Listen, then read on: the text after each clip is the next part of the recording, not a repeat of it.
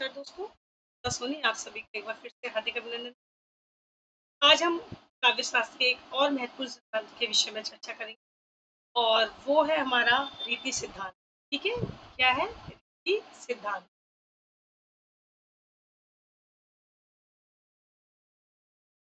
रीति क्या है? सबसे पहले इसका अर्थ देख लेते हैं। जैसे हमने अलंकार सिद्धांत के पढ़ा, वक्रोक्ति के विषय में पढ़ा था हमने, उसी प्रकार से ये हमारा रीति सिद्धांत है।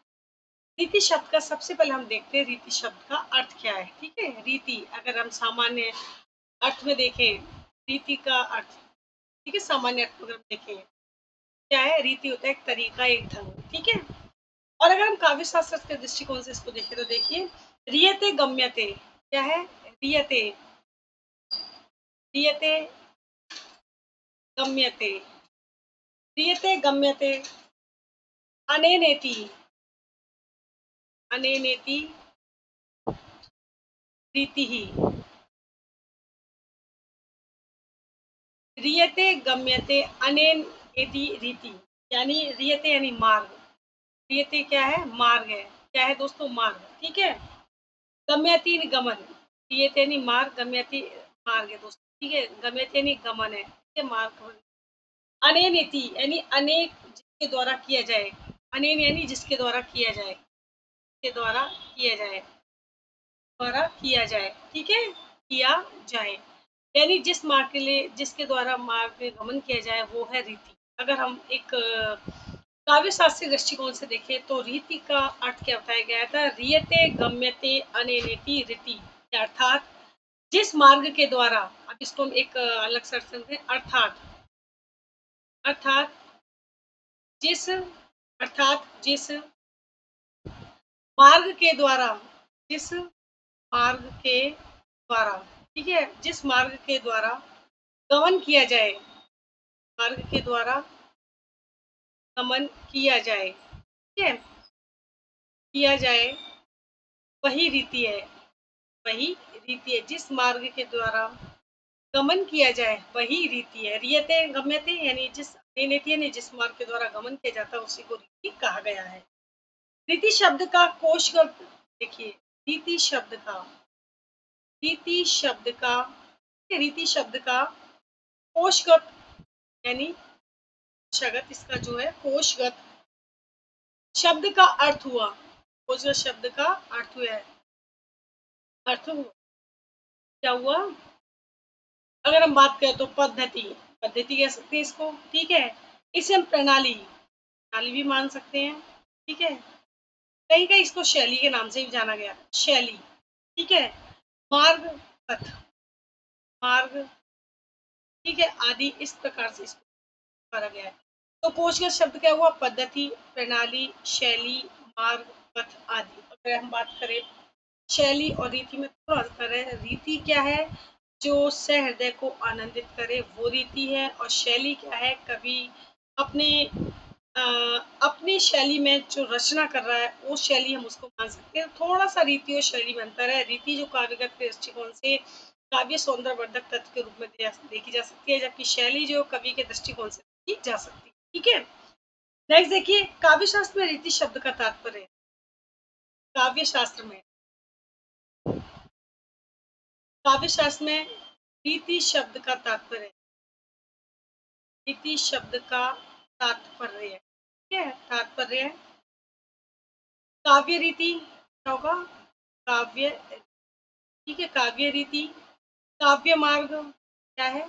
काव्य मार्ग, ठीक है, काव्य मार्ग, काव्य पंथ है, ठीक है। यानी क्या है? क्यों काव्य को जोड़ा गया है? क्योंकि रीति का संबंध काव्य से है, और काव्य की एक, काव्य का एक नया, एक नया नहीं, एक सिद्धांत है जो काव्य के सौंदर्य में वृद्धि करता है। तो इसको हमने काव्य रीति, काव्य मार्ग, काव्य पंथ कहा है, क्योंकि काव्य के सौंदर्य में गया है, ठीक है। रीति शब्द का काव्य सिद्धांत के रूप में अब देखते हैं रीति शब्द का, रीति शब्द का काव्य सिद्धांत के रूप में क्या है? काव्य सिद्धांत के रूप में, ठीक है, काव्य सिद्धांत के रूप में सर्वप्रथम प्रयोग क्या है? सर्वप्रथम प्रयोग,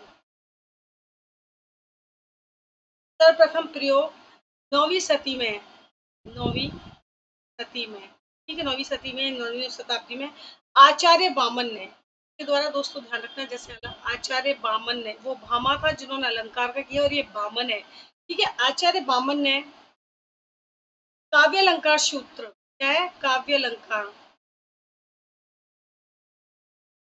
काव्य अलंकार सूत्र, ठीक है, नामक ग्रंथ में किया, नामक ग्रंथ में किया। तो आपको क्या ध्यान रखना है कि रीति का सबसे पहले तो अर्थ क्या है, सबसे पहले रियते गम्यते अनियति, यानी जिस मार्ग के द्वारा गमन किया जाए वो रीति है, अर्थात कोश का शब्द अर्थ हुआ, पद्धति हुआ, प्रणाली हुआ, शैली हुआ, मार्ग हुआ, पथ। काव्य शास्त्र में रीति शब्द का तात्पर्य क्या मानेगा, काव्य रीति, काव्य मार्ग, काव्य। इसी प्रकार से रीति शब्द का काव्य सिद्धांत के रूप में सबसे पहले प्रयोग 9वीं शताब्दी में किसके द्वारा किया गया है, दोस्तों, आचार्य बामन ने। किसके अंतर्गत किया, काव्य अलंकार सूत्र के नामक नामक ग्रंथ के अंतर्गत उन्होंने इस सिद्धांत का प्रतिपादन किया है, आपको में रखना है, ठीक है। तो ये सारे पॉइंट्स हमें ध्यान में रखने हैं, ठीक है। नेक्स्ट देखिए,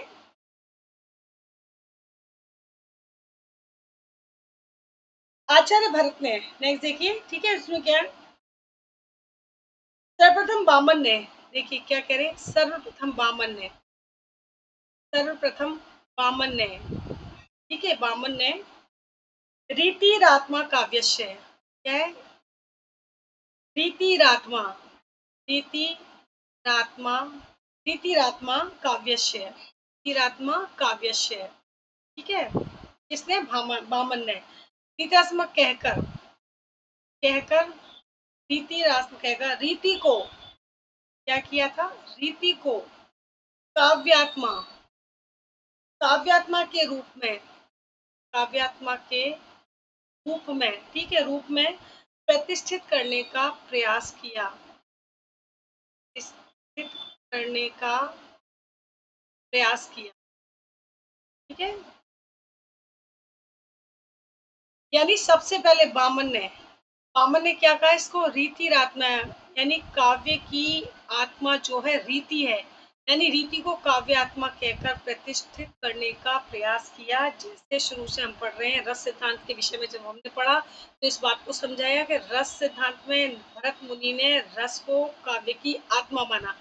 इसी प्रकार से वक्रोक्ति को आचार्य कुंतक ने काव्य की आत्मा माना। औचित्य जो सिद्धांत था, आचार्य क्षेमेंद्र ने काव्य के प्रधान तत्व के रूप में, हम इसको आत्मा तो नहीं माना, लेकिन हाँ उसको महत्वपूर्ण स्थान दिया औचित्य को। औचित्य के होने पर ही सभी काव्य के जो तत्व है वो महत्वपूर्ण है, वक्रोक्ति ने कहा, और अलंकार को भामा ने जो है प्रतिष्ठित करने का प्रयास किया। तो सभी आचार्यों के द्वारा अलग अलग सिद्धांत के संदर्भ में काव्य के सुशोभित करने वाले तत्वों में अपने अपने सिद्धांत को महत्वपूर्ण दिया। इसी प्रकार से बामन जो है, इन्होंने क्या कहा कि जो रीति है वो काव्य की आत्मा है, ठीक है। नेक्स्ट देखिए, बामन से पूर्व रीति निरूपण, यानी बामन ने तो जो, बामन से पूर्व रीति निरूपण, यानी रीति के संदर्भ में जो बामन ने तथ्य प्रस्तुत किए, उनसे पहले भी क्या है कि इसका प्रयोग हुआ या नहीं हुआ, काव्य के अंतर्गत महत्व दिया नहीं गया, इसके हम चर्चा कर लेते हैं।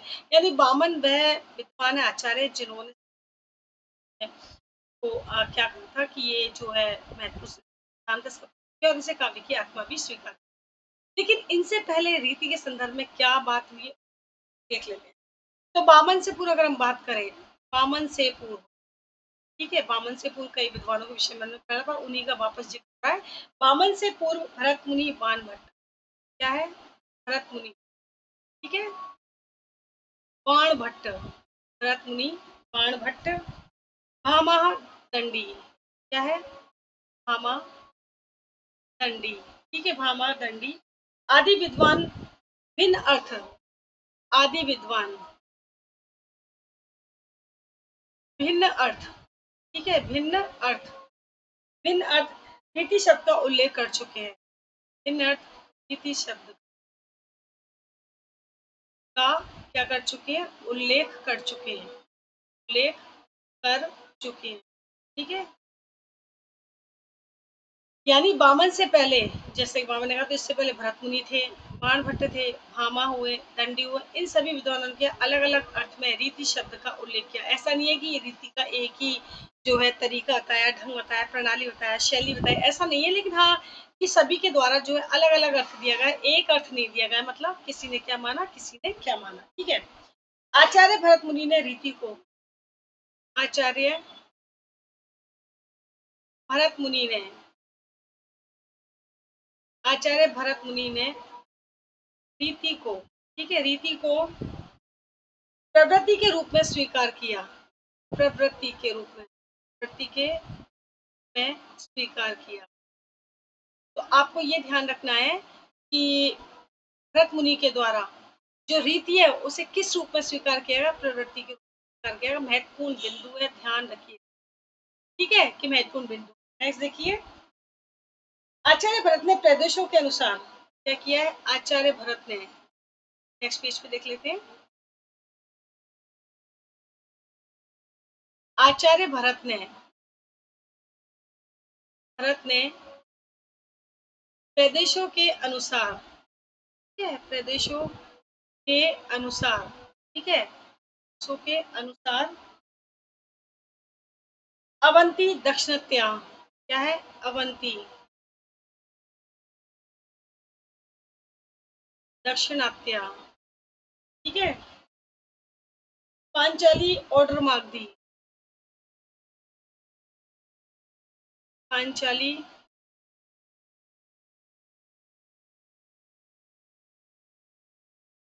ऑर्डर मागधी, ठीक है, आदि प्रवृत्तियों का उल्लेख किया, आदि प्रवृत्तियों का, प्रवृत्ति यानी रीतियों का। तो यहाँ पे आपको ध्यान रखना है कि भरत मुनि ने चूंकि ये जो रीति है उसका किस रूप में क्या, प्रवृत्ति के, यहाँ पर प्रवृत्ति लिखा गया है, ठीक है, प्रवृत्तियों का उल्लेख किया। अब देखिए, जैसे अवंत प्रदेश की थी, जैसे जयपुर में क्या होता है कि हम कहते हैं जयपुर की रजाइयाँ, इसी प्रकार से इन्होंने स्थान विशेष के आधार पर, जैसे जयपुर की रजाइयों को क्या कहा गया, जयपुरी, इसी प्रकार स्थान विशेष से इसको संबंधित किया गया रीतियों को। तो अवंती में जो बोली जाती है, जो प्रयोग की गई थी, तो उसे अवंती कहा गया, ठीक है, क्या कहा गया, अवंती कहा गया है, ठीक है। इसी प्रकार से यहाँ पर अवंती कहा गया, दक्षिण में दक्षिण किया गया, पांचाल में जो प्रयोग की जाने वाली थी रीति वो पांचाली कहलाई, और मागधी। इस तरह से स्थान विशेष के आधार पर रीतियों का नामकरण हुआ है। तो प्रवृत्ति किसके द्वारा की गई है, भरत मुनि के द्वारा। तो यह ध्यान रखना आपको, इन्होंने ही प्रदेशों के अनुसार स्थान विशेष के अनुसार उसको किया है, ठीक है। प्रदेश देश, देश क्या होता है, स्थान के संदर्भ में प्रयोग किया जाता है। नेक्स्ट देखिए, कितनी प्रवृत्तियों का उल्लेख किया, यहाँ पे ध्यान रखना है। आचार्य भरत ने दावंती, दक्षिणत्या, पांचाली और मागधी, चार प्रवृत्तियों को लेकर, ये विशेष रूप से महत्वपूर्ण, ठीक है। नेक्स्ट देखिए, आचार्य भामा ने देशों, आचार्य भामा ने, आचार्य भामा, भामा कौन है, अलंकार सिद्धांत का प्रवर्तक है, ठीक है।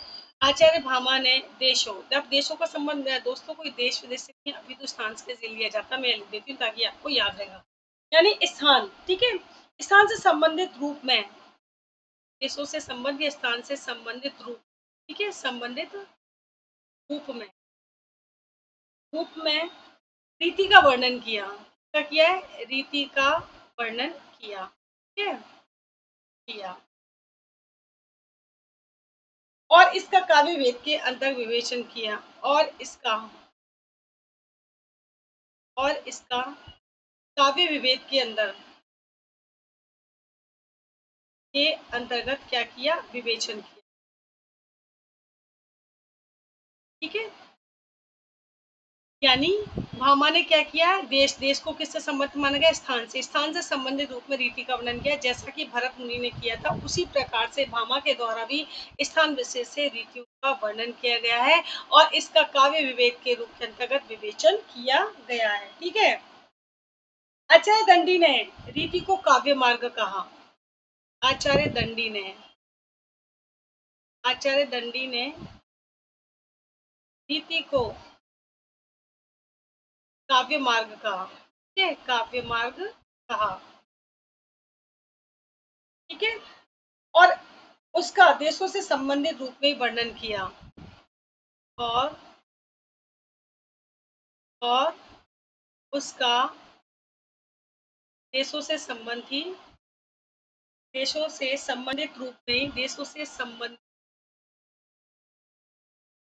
में ही क्या किया है, वर्णन किया है। तो ये भी हमें महत्वपूर्ण पॉइंट है, ध्यान रखना है कि दंडी ने रीति को क्या कहा, काव्य मार्ग भरत मुनि ने प्रवृत्ति कहा है, दंडी ने काव्य मार्ग कहा है। और देशों से संबंधित जो है, ठीक है, देशों से संबंधित रूप में वर्णन किया है स्थान विशेष से। इस संदर्भ में भरत है, भामा है, दंडी, ये सभी क्या है, स्थान विशेष से रीतियों को वर्णन कहते हैं। जैसा कि भरत मुनि कहते हैं अवंती है, दक्षिणत्य है, पांचाली और द्रमाग्दे, इसी प्रकार से अन्य विद्वानों के द्वारा स्थान विशेष रीतियों का वर्णन किया गया है। ठीक है, दंडी ने रीति के नियामक के रूप में, नेक्स्ट देखिए, दंडी ने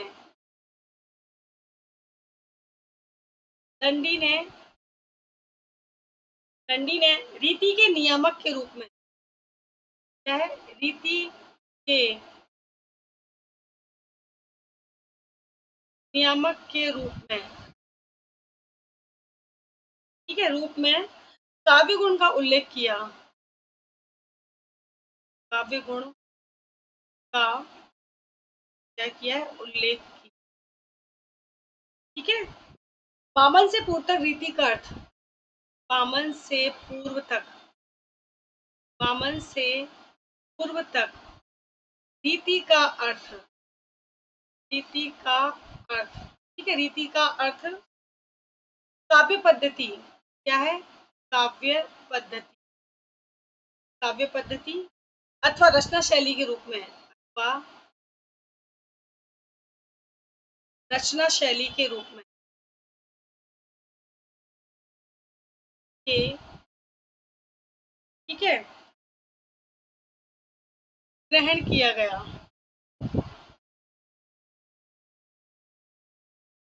यानी वामन से पहले तक रीति का जो अर्थ है वो क्या माना जाता था, काव्य पद्धति या रचना शैली के रूप में ग्रहण किया गया था। दंडी ने रीति के नियामक को उसको किया, उन्होंने प्रवृत्ति को माना, शैली माना, प्रकार माना। इससे पहले यानी वामन से पहले इसी रूप में रीति का अर्थ प्रयुक्त में किया जाता था। ठीक है, अब यहाँ देखते हैं रीति की संख्या कितनी है। ठीक है, जो रीति है इनकी संख्या कितनी मानी गई है, तो अलग अलग विद्वानों के द्वारा रीति की संख्या अलग अलग मानी गई है। ठीक है, तो रीति देख लेते हैं। भरत मुनि ने 4, जैसा कि मैंने पहले आपको बताया था। ठीक है, भरत मुनि ने क्या है, 4। 4 कौन कौन सी है, देखिए, अवंती, कौन सी है, अवंती, जैसा कि पहले वर्णन कर चुके हैं। दक्षिणात्या, दक्षिणात्या, ठीक है, पांचाली, पांचाल देश में बोलेगा पांचाली है, पांचाली प्रयोग किए जाने के लिए, प्रयोग किए जाने के ऑर्डर मार्क दी। ठीक है, ये 4 हैं जो कि भरत मुनि के द्वारा स्वीकार की गई है रीतियों की संख्या।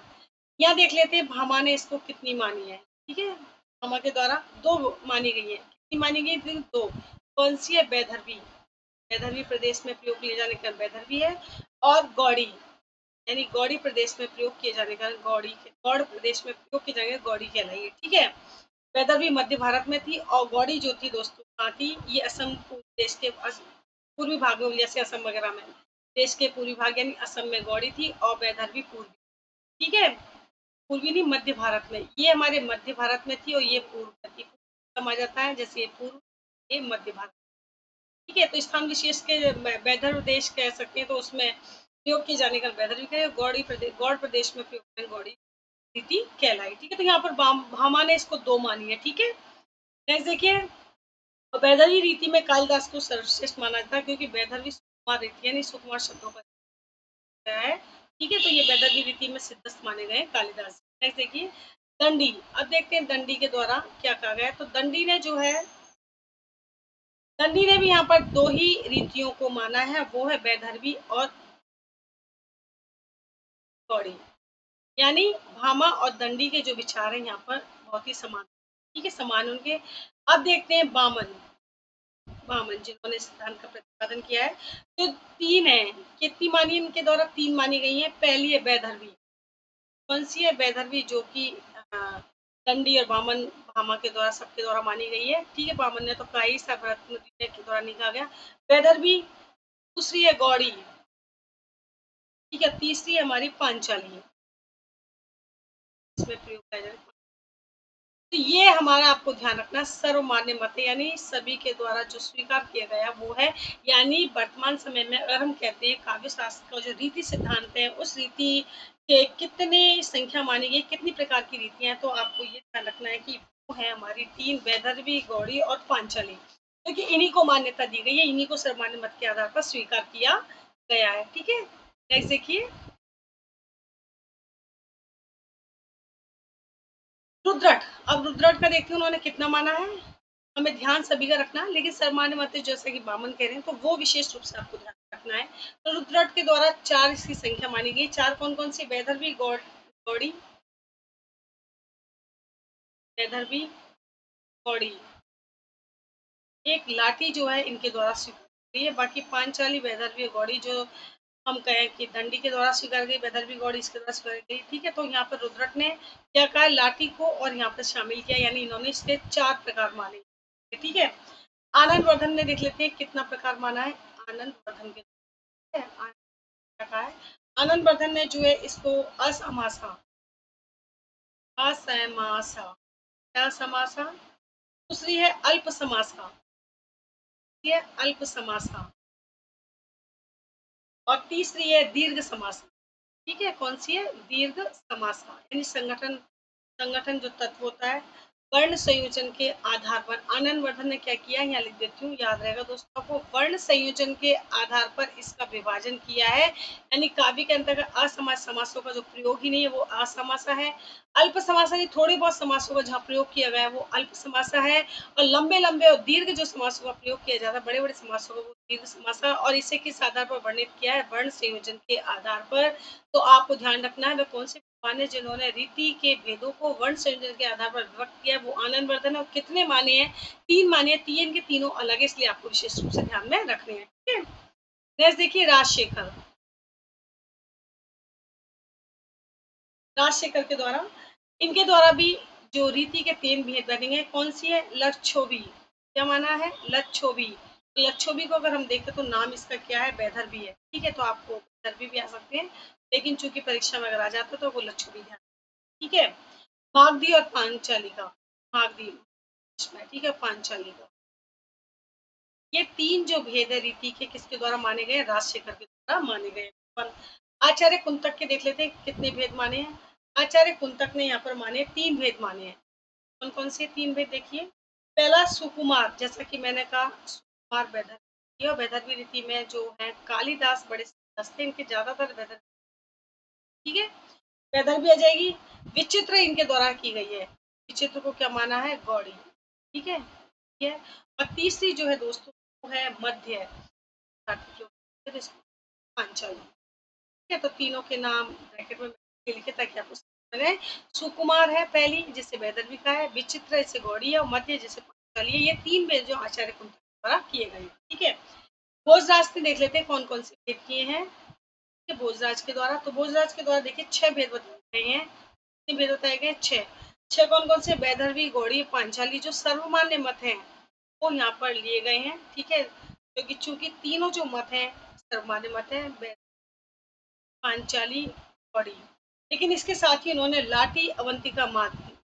तो लाठी रुद्रट के द्वारा से गया, अवंतिका जो है, अवंतिका, अवंतिका हम कह सकते हैं भरत के द्वारा स्वीकार किया गया, और मागधी, मागधी जो राष्ट्र के उस राष्ट्र के द्वारा स्वीकार की गई है। तो ये जो छह हैं भेद, ये किसके द्वारा माने गए हैं? ये माने गए हैं भोजराज के द्वारा। छह भेद जो है रीति के माने गए हैं, और जैसा कि मैंने अभी थोड़ी देर पहले आपको बताया कि जो मुख्य है, मुख्य हम कह सकते हैं सर्वमान्य मत जो सभी के द्वारा स्वीकार किए गए, वो आचार्य वामन ने जो प्रतिपादित किए हैं, वैदर्भी, पांचाली, इन तीनों रीतियों को काफी संस्कृत माने, ये तीन वेद ही मुख्य रूप से माने गए, लेकिन हमें इन सबके विषय में जानकारी होनी चाहिए। ठीक है, तो ये तो हो जाते हैं दोस्तों हमारे जो रीति है उसके भेद।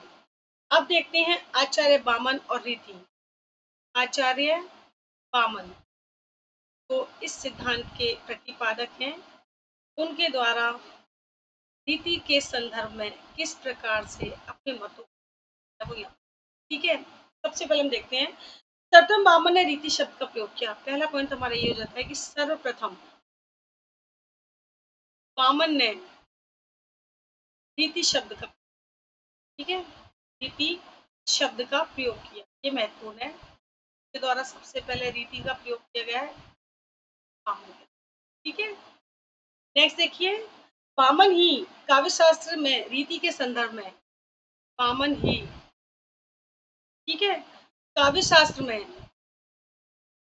काव्य शास्त्र में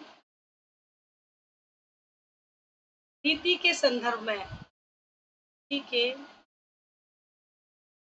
संदर्भ में, ठीक है, पहली बार, क्या है, पहली बार काव्यात्मा, काव्यात्मा शब्द की चर्चा की, शब्द की चर्चा की। ये पॉइंट्स आपको बहुत ध्यान में रखने हैं, भूलने नहीं है। यानी सबसे पहले जो बामन है, इन्होंने रीति शब्द का प्रयोग किया।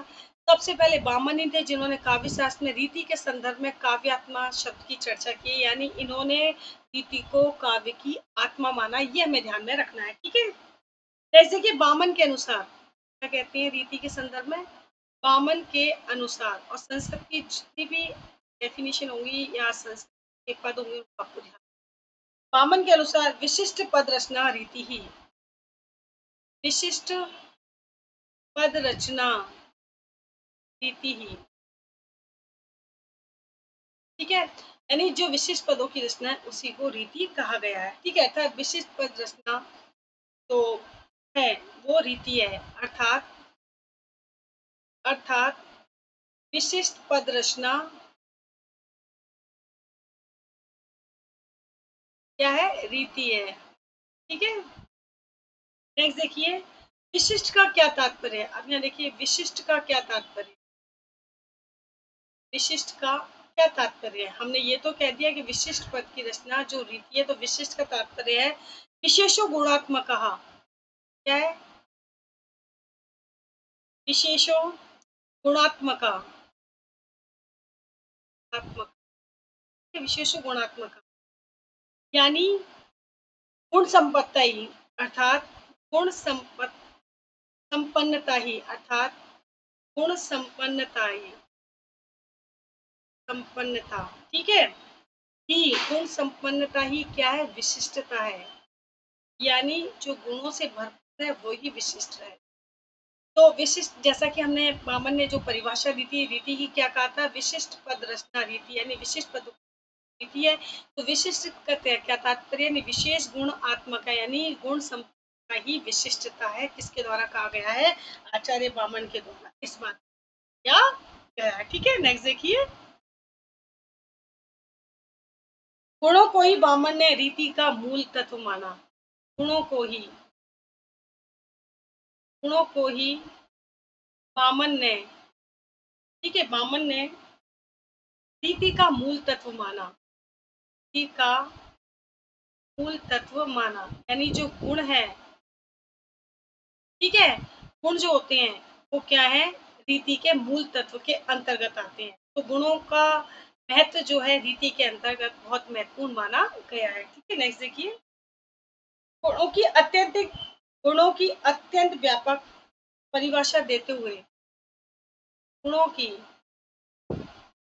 अत्यंत व्यापक, अत्यंत व्यापक परिभाषा देते हुए, परिभाषा देते हुए, देते हुए काव्य में सौंदर्योत्पादक, काव्य में सौंदर्योत्पादक, ठीक है, पादक सभी, सौंदर्योत्पादक सभी तत्वों को गुण माना, सभी तत्वों को क्या माना, गुण माना, गुण माना, ठीक है। जैसा कि क्या कहा गया है देखिए, काव्य शोभाया, काव्य शोभाया, ठीक है, करता रहो, काव्य शोभाया करता रहो, धर्मः गुणः,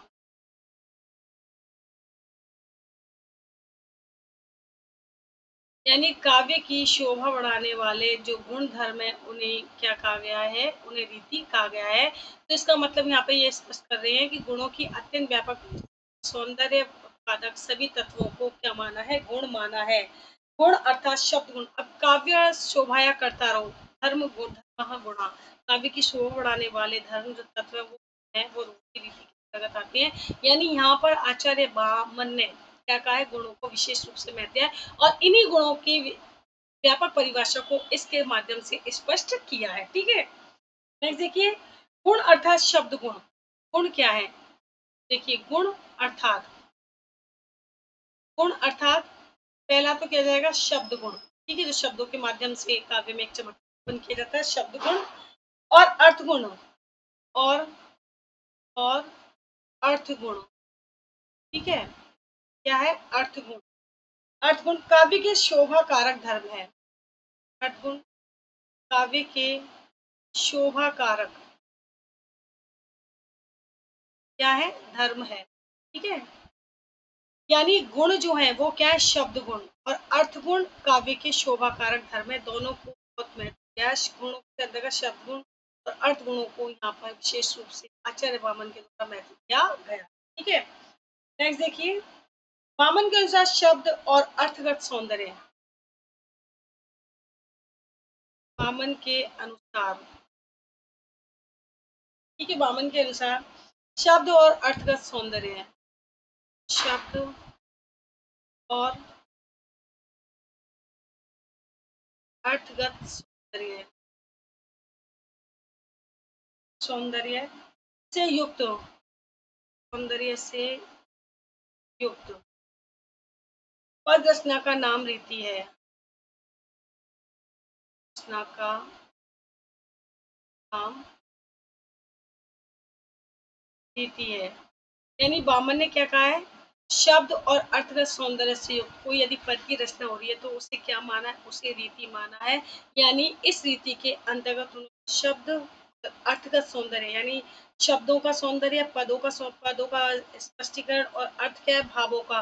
तो शब्द और भाव का सौंदर्य जो है उसी को क्या माना गया है? वामन के द्वारा रीति किया गया है। ठीक है, नेक्स्ट देखिए, यहाँ पर रीति के प्रकार देख लेते हैं वामन अनुसार। रीति के प्रकार, ठीक है, रीति के प्रकार। तो देखिए, वामन ने रीति के तीन भेद किए हैं। वामन ने, ठीक है, रीति के तीन भेद किए हैं। तीन भेद किए हैं। पहला देखिए, वैधर्वी रीति। अगर हम बात करें, जैसे कि मैंने कहा, सर्वमान्य मत हमारा यही, ठीक है, वैधर्वी। ठीक है, आती दोस्तों हमारी गौड़ी रीति और पांचाल रीति। ठीक है, गौड़ी रीति, गौड़ी रीति। तीसरी है पांचाली। तीनों रीतों को आपको ध्यान में रखना है। यानी वामन ने है जो रीति के तीन व्यक्तियों, यही तीनों सर्वमान्य मत है। पहला वैदर्भी है, दूसरा गौड़ी है, तीसरा पांचाली है। ठीक है, नेक्स्ट देखिए, वामन से पूर्व तक इन रीतियों का आधार।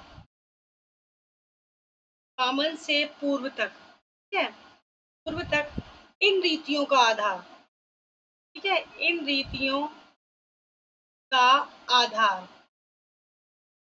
इन रीतियों का आधार प्रादेशिकता थी। क्या थी? प्रादेशिकता। यानी प्रादेशिकता से तात्पर्य क्या है? यानी देश स्थानों से।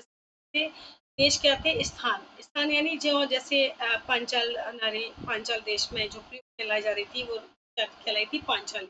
इसी प्रकार गौड़ प्रदेश में लाई जाने वाली रीति का प्रयोग क्या पड़ गया बाद में? गौड़ी। तो इस तरह से वामन से पूर्व इन रीतियों का नामकरण प्रादेशिकता स्थान विशेष से संबंधित। ठीक है, वामन ने इस संबंध में नवीन उद्भावना करते हुए कहा कि, वामन ने इस संदर्भ में नवीन उद्भावना करते हुए कहा कि, उद्भावना करते हुए कहा कि, करते हुए कहा कि प्रदेश विशेष के कवियों द्वारा, क्या है? प्रदेश विशेष के कवियों द्वारा, प्रदेश विशेष के कवियों द्वारा, प्रदेश विशेष के रीति विशेष के प्रयोग के कारण, रीति विशेष के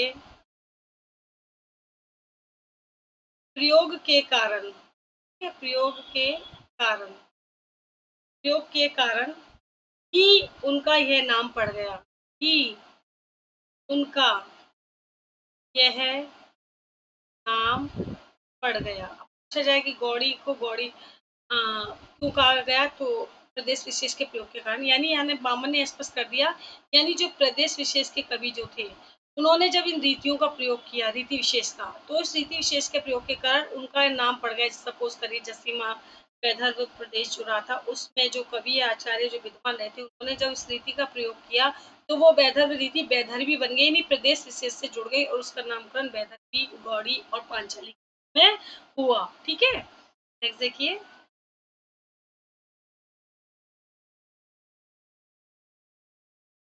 वैदर्भी रीति के प्रति बामन में विशेष प्रशंसा भाव था। वैदर्भी रीति के प्रति बामन में विशेष प्रशंसा का भाव था।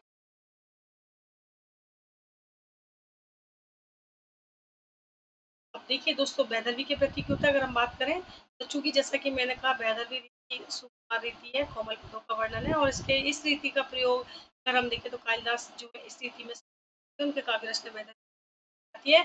तो यही इसी आधार पर ये भी कह सकते हैं, बामन जो है इसी आधार पर इसके प्रति कहते हैं प्रशंसा का भाव उनके अंदर। ठीक है, यह 10 गुणों से युक्त कौन सी वैदर्भी, यह है 10 गुणों से युक्त, यह 10 गुणों से युक्त। ठीक है, समग्र गुण भूषिता, समग्र गुण भूषिता यानी समस्त गुण आभूषित करने वाली रीति थी, समग्र गुण भूषिता रीति थी। ठीक है, इसका प्रयोग मुख्यतः, का प्रयोग, ठीक है, मुख्यतः मुख्यतः विदर्भ के कवियों ने किया है। जैसा कि मैंने आपको बताया, स्थान विशेष के कवियों के द्वारा प्रयोग करने के कारण से क्या नामकरण गया, वैदर्भी। ठीक है, विदर्भ के कवियों ने इसका किया है, ठीक है, इसलिए इसका नाम वैदर्भी हो गया। ठीक है, गौड़ी रीति में दो गुणों,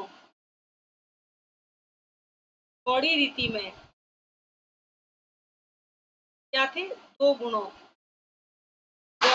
गौड़ी रीति में दो गुणों, ओज और कांति, क्या था, ओज और कांति। यानी अगर हम बात करें रस के गुणों की बात कर सकते हैं, तो दो गुणों ओज और कांति, ओज गुण की, जैसे टैवर की जैसे वीरता का वर्णन किया जाता है, तो वो ओज गुण प्रधान जो काव्य है वो कौन सी रीति में आ जाते हैं, गौड़ीय रीति में आ जाते हैं। ठीक है, तो समावेश रहता है, उस ग्रंथि का समावेश रहता है,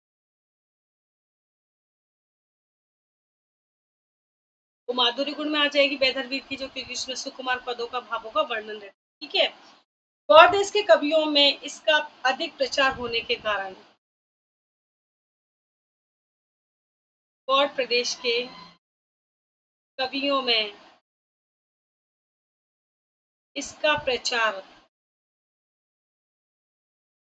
अधिक होने के कारण, ठीक है, अधिक होने के कारण ये गौड़ी कहलाई, क्या कहलाई, गौड़ी कहलाई। तो स्थान विशेष का वही बात आ रही है, होने के कारण, जैसे विदर्भ जो है, विदर्भ प्रदेश के में कवियों के द्वारा प्रयोग किया गया वैदर्भी कहलाई, उसी प्रकार से गौड़ प्रदेश में प्रवर्णन गौड़ी कहलाई। पांचाली रीति में भी दो गुण, पांचाली रीति में भी क्या है, दो गुण। ठीक है, दो गुण, माधुर्य सुकुमार, माधुर्य और सुकुमार, सुकुमार नीत माने गए हैं, निहित माने गए हैं। यानी पांचाली जो रीति है, इसके अंदर कौन से गुण है, माधुर्य और सुकुमार है। ठीक है, पांचाल देश के कवियों में अधिक प्रचलन के कारण, पांचाल देश के कवियों में अधिक प्रचलन के कारण,